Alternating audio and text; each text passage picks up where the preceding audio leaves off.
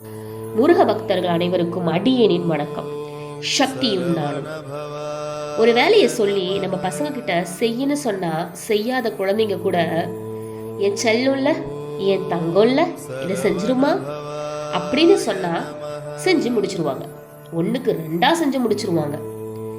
ஒரு டம்ளர் தண்ணி கொண்டா அப்படின்னு நம்ம கட்டளையா போடுறதை விட என் செல்லும்ல, என் தங்கம் இல்ல, என் வயிறும் இல்ல, ஒரு சொம்பு தண்ணி கொண்டு வாமா, ஒரு சொம்பு தண்ணி கொண்டு வாப்பா அப்படின்னு சொன்னா அடுத்த நிமிஷம் மன நிறைவோட சந்தோஷத்தோட முதல்ல அந்த வேலையை செஞ்சு முடிச்சிருவாங்க.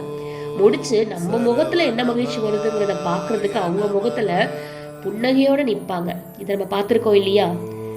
மனுஷ பிறவியற நமக்கே எப்படின்னா என் பெருமான் முருகனுக்கு எப்படியெல்லாம் கூப்பிட்டால் என்னெல்லாம் செய்வான் அப்படிங்கிறத நம்ம இந்த பதிவுல பார்ப்போமா? வாங்க பார்க்கலாம். ஸ்கிப் பண்ணாம பாருங்க. முதல்ல ஓம் சரவண பவா என்று எம்பெருமானை கூப்பிட்டால் சகலமும் அருள்வானாம். என்னென்ன வேணுமோ எல்லாத்தையுமே கொடுப்பானா. உங்களுக்கு என்னென்ன வேணுமோ அதெல்லாம் தேவை அப்படின்னா சரவணபவா அப்படின்னு கூப்பிட்டாலே போதுமா எம்பெருமான. அடுத்தது ஷண்முகா என்று எம்பெருமானை கூப்பிட்டால் சடுதியில் வருவான். அடுத்த நிமிஷம் வந்து நிப்பானா. எந்த இடத்துல என்ன பிரச்சனை இருந்தாலும் ஷண்முகா அப்படின்னு கூப்பிட்டா போதும், கூட்ட பொருளுக்கு அடுத்த நிமிஷம் வந்து அந்த இடத்துல நிப்பானாம். அடுத்து சேயோன் என்று கூப்பிட்டால் சந்தோஷம் தருவானாம் என்பெருமான். என்னென்ன சந்தோஷம் வேணுமோ உங்க மன நிறைவுக்கு தேவையான அனைத்து சந்தோஷங்களையும் அள்ளி அள்ளி அள்ளி போதும் போதும் என்ற அளவுக்கு அள்ளி அள்ளி அள்ளி கொடுப்பானாம் எம்பெருமான். அடுத்து முருகா என்று கூப்பிட்டால் முன் வினை அழிப்பானாம். நாம் செய்த அனைத்து வினைகளையும் தவிடு பொடியாக்கி நம் வாழ்க்கையை சரி செய்து தருவானாம். அடுத்து எம்பெருமானை குமரா என்று கூப்பிட்டால் குறைகளை தீர்ப்பானாம்.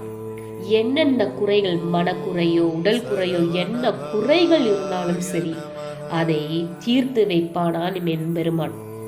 கடைசியாக எம்பெருமானை கந்தா என்று மனநிறைவோடு கூப்பிட்டால் நாம் அனைவரையும் கண் போல், தன்னுடைய இரு கண்களை போல் பொத்தி பொத்தி காப்பானாம். எந்த பிரச்சனையும் வராமல், எந்த தீங்கும் நம்மை நெருங்காமல் நம்மை அப்படி கண் மணி போல் பொத்தி காப்பானாம் எம்பெருமான். என்ன அழகு!